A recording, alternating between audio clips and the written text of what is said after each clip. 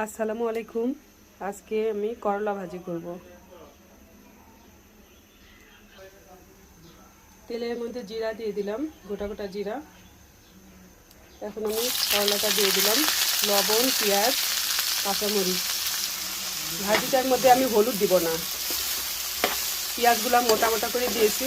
করলা ভাজির মধ্যে পেঁয়াজ মোটা মোটা দিতে হয়, আর করলা ভাজির সঙ্গে পেঁয়াজটা দিয়ে দিতে হয়।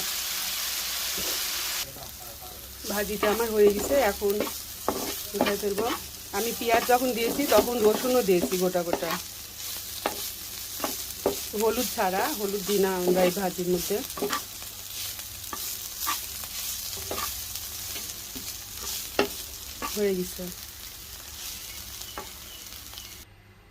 হয়ে গেছে ভাজি, নামাই ফেললাম। একটুও তিতা হয় নাই।